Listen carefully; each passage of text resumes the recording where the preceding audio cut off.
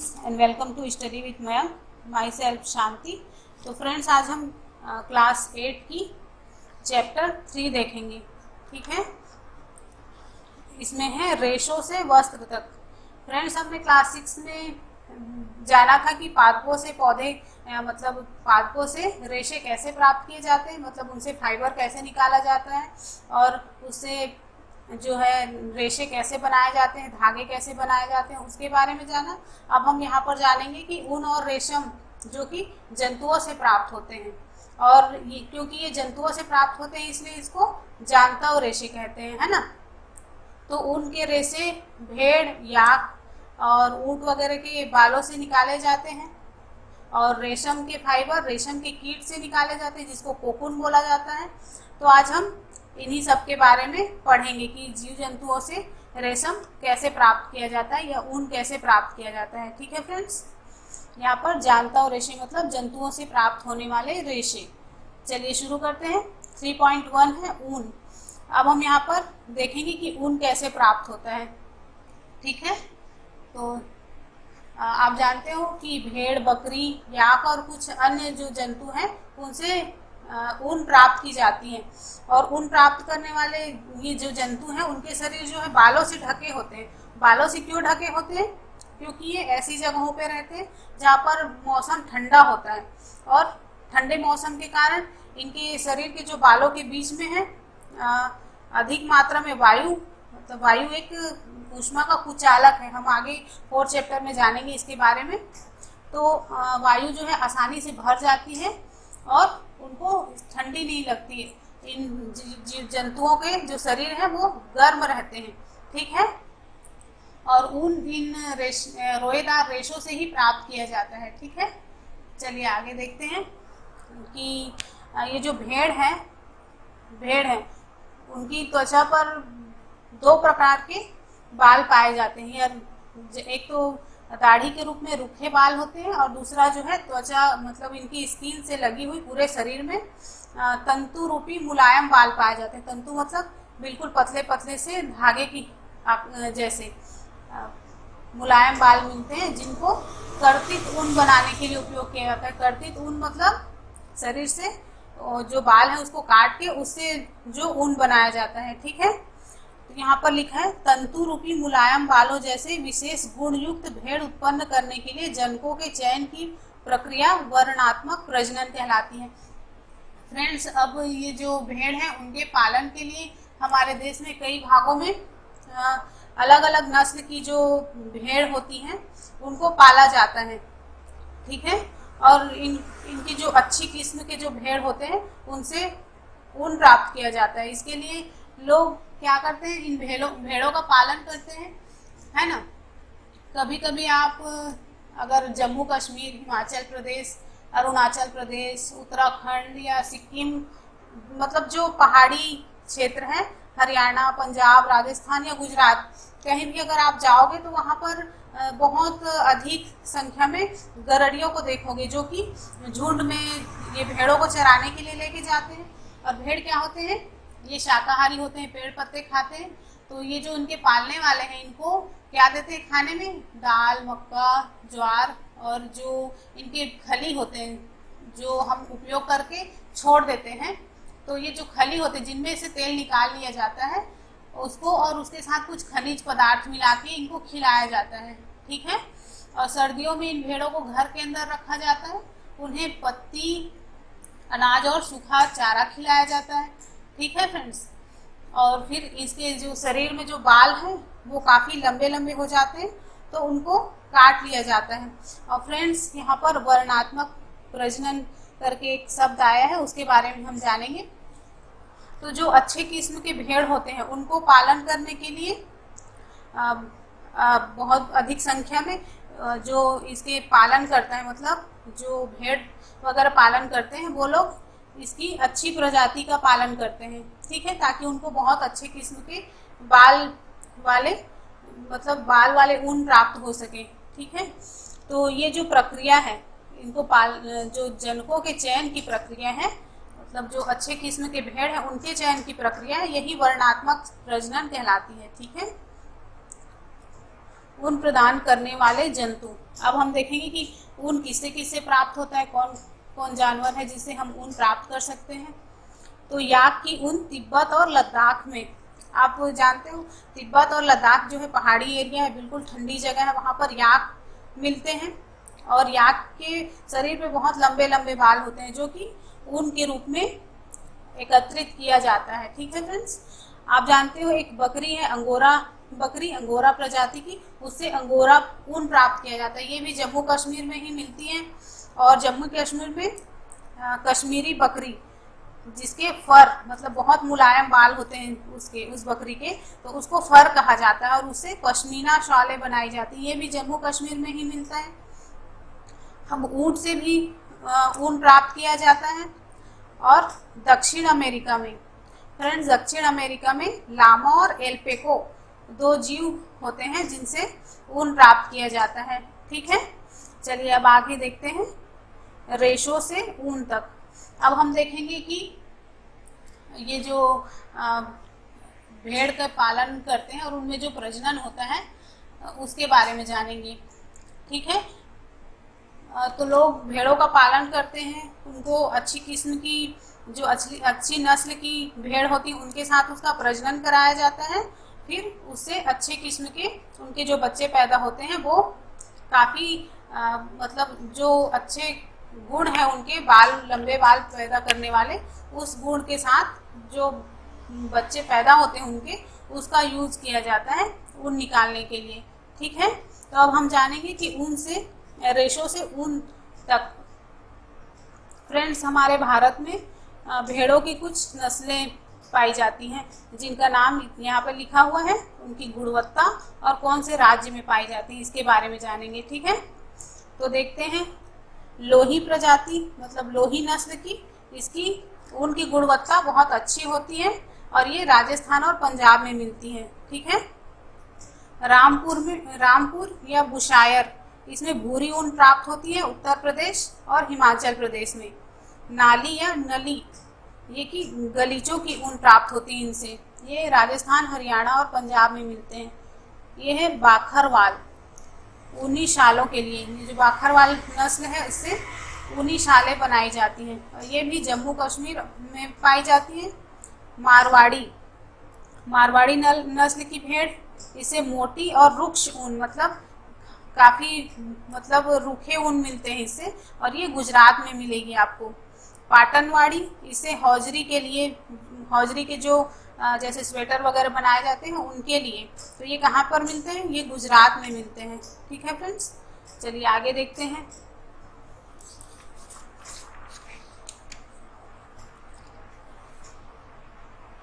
रेशों को ऊन में संसाधित करना। फ्रेंड्स, अब हम जानेंगे कि जो भेड़ से जो रेशे प्राप्त होते हैं मतलब जो कच्चा माल प्राप्त होता है समझो, उससे ऊन कैसे बनाया जाता है। संसाधित मतलब उसकी प्रोसेसिंग कैसे की जाती है। ठीक है, तो चलिए देखते हैं कि ऊन का प्रोसेसिंग कैसे किया जाता है। फ्रेंड्स, जो हम स्वेटर पहनते हैं, जो शाल हम यूज़ करते हैं, उसको बनाने की प्रक्रिया काफ़ी लंबी होती है। सिर्फ ऐसे नहीं है कि ऊन भेड़ों से ऊन प्राप्त किए और उसका बन गया, ऐसे नहीं, उसकी काफ़ी लंबी प्रक्रिया होती है। अब हम जानेंगे कि इसके कौन कौन से स्टेप हैं। तो स्टेप फर्स्ट है मतलब चरण पहला, ऊन की कटाई। सबसे पहले ऊन की कटाई करी जाती है।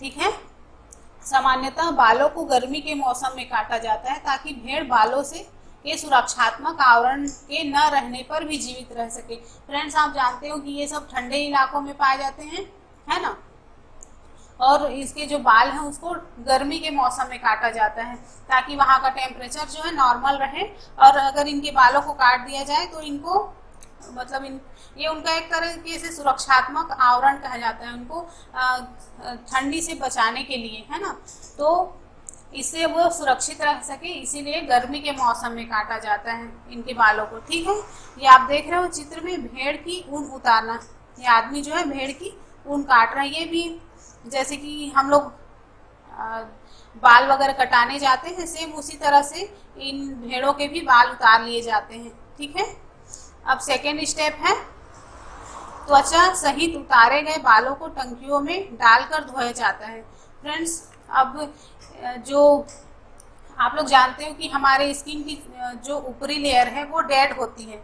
इसमें अब मतलब जो हमारे स्किन है उसकी ऊपरी लेयर डेड होती है और उसी में बाल पाए जाते हैं। तो इनकी बिल्कुल पतली त्वचा के साथ ही इन बालों को उतारा जाता है और इनको बड़ी बड़ी टंकियों में, आप ये डायग्राम देख लो, ऐसे बड़े बड़े टंकियों में इसको डाल के धोया जाता है ताकि उनके बालों में जो चिकनाई, धूल और गंदगी होते हैं वो निकल जाए। और यही प्रक्रिया क्या कहलाती है? अभिमार्जन। अभिमार्जन मतलब धोना। ठीक है, आप देख रहे हो इस टंकी में भेड़ों के जो बाल उतारे जाते हैं उसको डाल के धोया जाता है अच्छे तरीके से। ठीक है, चलिए अब आगे देखते हैं। फ्रेंड्स, आप यहाँ पर डायग्राम में देख सकते हैं ये मशीन के द्वारा धोना है। जैसे जो बाल निकाले हैं उसको यहाँ पर मशीन के द्वारा धोया जा रहा है। ठीक है, मशीनों के द्वारा अभिमार्जन। अब अगला स्टेप है स्टेप 3, छटाई। फ्रेंड्स, अब जो बाल धो के अलग कर लिए गए हैं, सुखा लिए गए हैं, उनकी अब छटाई की जाती है। रोमिल अथवा रोएदार बालों को कारखानों में भेजा जाता है जहां विभिन्न गठन वाले बालों को छाटा जाता है। वहां पर अलग अलग प्रकार के बालों को छाट करके अलग कर लिया जाता है। ठीक है, फिर उसको कहाँ भेजा जाता है? कारखानों में। इसलिए ताकि उसके आगे की प्रोसेसिंग हो सके। ठीक है, देखो यहाँ पर ऊन का धागा बनाया जाता है। इस तरह से जो मशीन में धागे जो है लिपटते जाते हैं। ठीक है, चौथा स्टेप है बालों को सुखाकर कोमल रेशों को छाट लिया जाता है जो बर कहलाते हैं। फ्रेंड्स, अब यहाँ पर भी उसके बालों को फिर से धो के सुखाया जाता है और फिर जो उसके कोमल रेशे होते हैं, बिल्कुल मुलायम मुलायम होते हैं, उनको बर कहा जाता है। जैसे कि हम स्वेटर पहनते हैं तो कभी कभी ऊपर में बिल्कुल पतली पतली सी, ऐसे बिल्कुल ऊन से भी पतली जो ऊपर में निकली निकली दिखती है, सेम वही चीज बर कहलाती है। ठीक है, और उस बर को अलग करने के बाद इनको फिर से धोया जाता है। ठीक है, अब यह फिर काटने के लिए, मतलब ऊन को फिर वहां पर भी कताई की जाती है। ऊन की कताई के लिए ये स्टेप बिल्कुल परफेक्ट होता है। ठीक है, अब नेक्स्ट स्टेप है रेशों की रंगाई की जाती है। फ्रेंड्स, आप लोग जानते हो कि जो भेड़ की ऊन है वो या तो वाइट, ब्लैक या ब्राउन कलर में होते हैं, तो इनको अलग अलग रंगों से इनकी रंगाई की जाती है। ठीक है, इसको केमिकल के रंगों से कलरिंग की जाती है इसमें। अब नेक्स्ट स्टेप है अंतिम चरण को रीलिंग कहते हैं। फ्रेंड्स, अब ये लास्ट स्टेप होता है क्योंकि उलझे उलझे जो रेशे होते हैं उनको सुलझाया जाता है और इनको गोले बनाए जाते हैं जिसको रीलिंग कहते हैं। ठीक है, इस तरह से देखो एक भेड़ से ऊन प्राप्त, उसके बाल निकालेंगे, फिर इतनी सारी लंबी प्रोसेस होगी, उसके बाद फिर लास्ट की जो प्रोसेस है वो रीलिंग कहलाएगी। अब रीलिंग के बाद यहीं पर से उसके जो भी वस्त्र बनाना है, जो भी उसका यूज करना है, उसके लिए भेज दिया जाता है। ठीक है, यहाँ पर एक पॉइंट है व्यावसायिक संकट। फ्रेंड्स, हम जानेंगे कि व्यावसायिक संकट क्या होता है। छटाई करने वाले व्यक्ति कभी कभी एंथ्रेक्स नामक जीवाणु द्वारा संक्रमित हो जाते हैं जो कि घातक रोग सोटर्स कहलाता है। फ्रेंड्स, सोटर्स एक बहुत ही घातक रोग है, बहुत बीमारी है जो वहाँ पर काम करने वाले जो मजदूर हैं उनमें हो जाता है। और किससे होता है? क्योंकि जो ये बाल वगैरह हैं उनकी साफ सफाई में, आप जानते हो कि भेड़ कभी नहाते धोते तो है नहीं। जैसे हम लोग घर में कुत्ते बिल्ली वगैरह पालते हैं तो उनको डेली नहाना धुलाना चलते रहता है, तो उनके बाल बहुत अच्छे रहते हैं। पर ये जो भेड़ होते हैं इनको मतलब हजारों की संख्या में इनको पाला जाता है, तो कौन इनको नहलाते रहेगा? तो जो इनके शरीर में एंथ्रेक्स नामक जीवाणु होते हैं, तो जो व्यक्ति यहाँ पर काम करते हैं इन कारखानों में उनको उनका संक्रमण लग जाता है। इसी को सोटर्स कहते हैं, सोटर्स रोग कहते हैं। ठीक है, और यही व्यावसायिक संकट कहलाता है। चलिए आगे देखते हैं। फ्रेंड्स, हमने ऊन के बारे में जान लिया कि ऊन कैसे प्राप्त किया जाता है। अब हम रेशम के बारे में जानेंगे। रेशम भी एक जानताव ऊन है, मतलब जानताव रेशे हैं। और हमारा 3.2 है रेशम। रेशम कीट का पालन सेरीकल्चर कहलाता है। आप सब जानते हो कि रेशम कीट को पालना सेरीकल्चर कहलाता है। ठीक है, अब मैं थोड़ा सा बता दूंगा आपको कि जो रेशम है वो किससे मिलता है? हमको कोकून से मिलता है और इसकी भी लंबी प्रोसेसिंग चलती है। सिर्फ कोकून से ही सीधे रेशे नहीं निकाल लिए जाते, उसका भी प्रोसेसिंग काफ़ी लंबा होता है। तो चलिए जानते हैं कि क्या होता है। पहले जानेंगे कि रेशम कीट का जीवन चक्र, रेशम कीट जो है उसके बारे में जानते हैं। फ्रेंड्स, जो मादा रेशम कीट है वो अंडे देती हैं जिससे लार्वा निकलते हैं जो कैटरपिलर या इल्ली कहलाते हैं। जो मादा रेशम कीट है वो सैकड़ों की संख्या में अंडे देती हैं जिनको इकट्ठा कर लिया जाता है और जो रेशम कीट पालने वाले हैं उनको सप्लाई किया जाता है और इसको काफ़ी सुरक्षित मतलब वातावरण में उसका टेम्परेचर जो है रेगुलेट करके रखा जाता है ताकि अंडों से कैटरपिलर निकल सके। फिर जो अंडों से जो लार्वा निकलते हैं उन्हीं को कैटरपिलर या इल्ली बोलते हैं और ये जो इल्ली होती है वो बहुत अधिक शहतूत की पत्तियों को खाती है ना। तो उसको जो बड़ा होने के लिए शहतूत की पत्तियां चाहिए होती हैं, तो ये जो अंडे निकलते हैं वो नरम नरम शहतूत के पत्तियों को खाने के लिए उनमें इकट्ठे होते हैं शहतूत के पेड़ों पर, या फिर जो जहाँ पर भी वो उनको माध्यम दिया गया होता है जहाँ पर पालन किया जाता है वहाँ पर शहतूत की पत्तियाँ डाल दी जाती हैं। ये काफ़ी मात्रा में जो लार्वा है या कैटरपिलर है वो बहुत अधिक भोजन करते हैं और ग्रोथ करते जाते हैं। ठीक है। अगली अवस्था प्यूपा या कोशित कहलाता है जो अपने इर्द गिर्द एक जाल बुन लेता है। फ्रेंड्स, 20-25 दिन बाद जो एक कैटरपिलर है वो खाना पीना छोड़ देते हैं और जो शहतूत की पत्तियां हैं उनके साथ में बांस के कुछ टहनियाँ रख दी जाती हैं, टहनियाँ या उसके बांस का बना ट्रे रख दिया जाता है जिसमें ये जो प्यूपा है वो कैटरपिलर है वो अब थोड़ा बड़ा हो चुका होता है और प्यूपा के रूप में बन जाता है और ये अपने चारों ओर मुंह से एक चिपचिपा पदार्थ निकालता है। ठीक है। और उसी से जाल बुन लेता है जो कि आगे देखेंगे क्या कहलाता है। ठीक है। प्रोटीन से बना पदार्थ स्रावित करता है जो कठोर होकर रेशम का रेशा बनता है। फ्रेंड्स, ये जो प्यूपा है वो अपने मुंह से एक चिपचिपा पदार्थ निकालता है जो कि प्रोटीन होता है। फ्रेंड्स, हमने लास्ट चैप्टर में जाना था कि पादपों में जो रेशे होते हैं उनमें सेल्यूलोज की मात्रा होती है, पर वो सेल्यूलोज से बने होते हैं पादपों के रेशे जो हैं, पर ये रेशा जो है रेशम का वो प्रोटीन से बना होता है। ठीक है। ये प्रोटीन से बना पदार्थ है जो कि उस टाइम पे तो बिल्कुल जैसे कि हमारे लार हैं उसी तरह से प्यूपा का लार है समझो ये, और वो धीरे से सूखकर कठोर हो जाता है जो कि रेशम का रेशा बनता है और इसकी लंबाई बहुत अधिक होती है। ये हजारों मीटर लंबे होते हैं, एक कोकून से हजारों मीटर लंबे रेशे निकाले जा सकते हैं। ठीक है। अब अगला स्टेप है प्यूपा के चारों ओर कोकून बन जाता है। ये जो प्रोटीन का जो रेशे हैं वो पूरी तरह से बन जाते हैं प्यूपा के चारों ओर, जिसको कोकून कहा जाता है। ठीक है। और फिर इसके अंदर वो जो रेशम कीट है वो बढ़ने लगता है। अब यहाँ पर हम जानेंगे कि टसर रेशम, मूंगा, कोसा रेशम की विभिन्न किस्में हैं। फ्रेंड्स, ये जो टसर, मूंगा और कोसा है ये अलग अलग किस्म की रेशम है। जैसे कि एक और होता है मालबरी रेशम। ठीक है।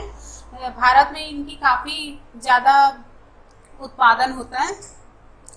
अब मैं यहाँ पर फिर से डायग्राम दिखा रही हूँ आपको रेशम के कीट की। ये आप देख रहे हो ये नर है और ये मादा कीट है। तो ये मादा कीट अंडे देती है, कहाँ पर देती है? शहतूत की पत्तियों पर। आप ये छोटे छोटे देख रहे हो यही अंडे हैं। ये मादा कीट ने काफ़ी अधिक संख्या में अंडे दिए हैं। फिर ये अंडा जो है कुछ दिनों बाद कैटरपिलर में बदल जाता है। ये रेशम कीट का लार्वा कहलाता है जो कैटरपिलर है। फिर ये कैटरपिलर भोजन वगैरह मतलब शहतूत की पत्तियों को खाकर बड़ा होता है थोड़ा और अपने चारों ओर ये कोकून बना लेता है। कोकून ये आप देख रहे हो इस तरह से, और ये कोकून का काट दिखा रहा है आपको। कोकून के अंदर फिर ये रेशम का कीट जो है ये विकसित होने लगता है। ठीक है फ्रेंड्स, यहाँ पर देख लिया आपने, समझ में आ गया होगा आपको। चलिए आगे बढ़े।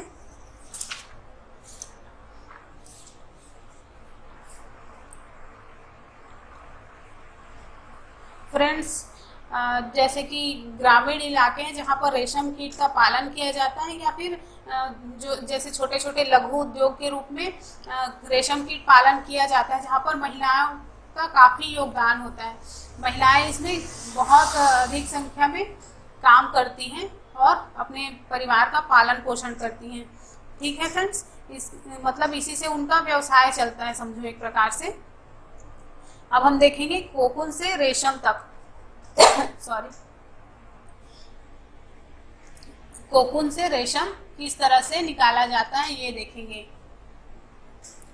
फ्रेंड्स, रेशम कीट पालन के बारे में मैंने पहले बताया था कि जो रेशम कीट पालने वाले होते हैं वो रेशम कीट के अंडों को कहीं से, जहाँ पर रेशम कीट के अंडे मिलते हैं वहाँ से खरीदकर सुरक्षित माध्यम में उसको रखते हैं। वहाँ पर ये लार्वा जो है कुछ दिनों बाद किसमें बदलता है, कैटरपिलर में बदलता है।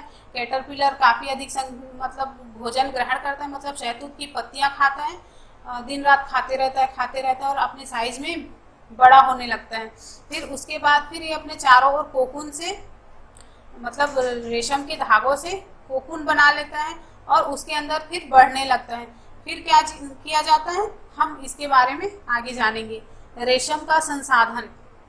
फ्रेंड्स, वयस्क कीट में परिवर्तित होने से पहले ही कोकून को उबाला जाता है। इस प्रक्रम में रेशम के फाइबर पृथक हो जाते हैं। अब जो कोकून के अंदर कीट है उसके बड़े होने से पहले ही उसको, जो कोकून है उसको उबाल दिया जाता है ताकि वो अंदर जो कीड़ा है वो मर जाए। फ्रेंड्स, इसको अगर वो बड़ा होकर अगर कोकून को फाड़ के बाहर निकल जाता है तो जो रेशम है उसके अंदर जो धागा है वो जो एक क्रम में निकलता है, काफ़ी लंबाई में निकलता है, वो बीच से टूट जाता है। इसलिए उसको बड़ा होने से पहले या रेशम के जो कोकून है उसको काटने से पहले ही उसको उसके अंदर ही उबाल कर मार दिया जाता है। इस प्रक्रम में रेशम के फाइबर पृथक हो जाते हैं। अब उबालने के बाद जो कोकून है वो लूज हो जाता है और पृथक, मतलब फाइबर्स जो हैं वो अलग हो जाते हैं। नेक्स्ट है, कोकून में से रेशे निकालने के पश्चात उससे धागों को बनाने की प्रक्रिया रोलिंग या रीलिंग कहलाती है। जैसे कि हमने ऊन की रीलिंग के बारे में जाना था, सेम वही प्रोसेस यहाँ पर भी चलता है। तो कोकून में से रेशे निकालने के लिए बड़ी बड़ी मशीनों का यूज़ किया जाता है, जिससे फिर मशीनों से जो रेशे हैं उनको अलग किया जाता है और काफ़ी जो उलझे हुए होते हैं उनको सुलझाया जाता है। ठीक है, और इन धागों की धागे बनाने की जो प्रक्रिया है उसको रीलिंग कहते हैं। और जिस तरह से ऊन को लपेटा जाता है सेम वही प्रोसेस यहाँ पर भी होती है, जिसको वहाँ पर भी रीलिंग बोला जाता था, यहाँ भी रीलिंग ही कहते हैं। ठीक है, रेशम फाइबर की कताई की जाती है जिससे रेशम के धागे प्राप्त हो जाते हैं। फ्रेंड्स, रीलिंग के बाद अब इसकी फिर से कताई की जाती है। ठीक है, जैसे हमने देखा था कि जो कॉटन है या कपास है उसकी कताई की जाती थी। कताई करना मतलब उससे धागे बनाना। तो यहाँ पर भी रेशम के बिल्कुल बारीक बारीक धागे प्राप्त हो जाते हैं, जिससे ये देख रहे हो धागे प्राप्त हो जाते हैं जिससे वस्त्र बुना जाता है। इसके बाद फिर धागे बनने के बाद उसको वस्त्र बनाने के लिए भेज दिया जाता है। ठीक है, तो फ्रेंड्स ये चैप्टर हमारा खत्म होता है यहाँ पे। अब क्वेश्चन की बारी। चलिए, मेरा फर्स्ट क्वेश्चन है, रेशम उत्पादन में अग्रणी देशों का नाम बताइए। भारत में रेशम उत्पादन में कौन सा स्थान है? भारत का रेशम उत्पादन में कौन सा स्थान है? फ्रेंड्स, आपको बताना है कि कौन सा देश जो है फर्स्ट मतलब स्थान रखता है, कौन सेकंड और कौन थर्ड। ठीक है, और इसी में भारत का भी एक स्थान है। रेशम के विभिन्न प्रकार कौन कौन से हैं? आपको बताना है कि कौन कौन से प्रकार के रेशम पाए जाते हैं। हमने इस लेसन में भी पढ़ा है कि कौन कौन से प्रकार हैं रेशम के, तो आप कमेंट करके बताइएगा। फ्रेंड्स, तीसरा क्वेश्चन है, क्या आप जानते हैं विकुना क्या है? आपको पता है विकुना क्या है? अगर नहीं पता है तो आप गूगल पे सर्च करिए।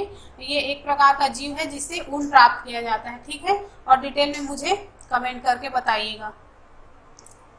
चौथा क्वेश्चन है, भेड़ों की संख्या की दृष्टि से भारत का विश्व में कौन सा स्थान है? अब ये भी बताइएगा कि मतलब भेड़ की संख्या की दृष्टि से, मतलब सबसे अधिक भेड़ कहाँ पर पालन किया जाता है और उससे फायदा भी उसी देश को ज़्यादा होगा जहाँ पर उसकी संख्या ज़्यादा होगी, जैसे कि न्यूजीलैंड है। अब मैं नहीं बताऊंगी आगे, आप खुद ही सर्च करके बताइएगा मुझे कमेंट करके। ठीक है फ्रेंड्स। फ्रेंड्स, अगर मेरा वीडियो पसंद आता है आपको तो बिल्कुल लाइक करना मत भूलिएगा और अपने फ्रेंड्स के साथ शेयर करिएगा। जो लोग सब्सक्राइब अभी तक नहीं कर पाए हैं वो लोग सब्सक्राइब कर लीजिए और बेल आइकॉन को बिल्कुल प्रेस कर दीजिए ताकि नोटिफिकेशन आपको वीडियो अपलोड होते ही मिल जाए। ठीक है फ्रेंड्स, और जो भी कमेंट है उसको नीचे कमेंट बॉक्स में डालना भी मत भूलिएगा। ओके फ्रेंड्स, तो मिलते हैं नेक्स्ट वीडियो में। Okay, bye bye.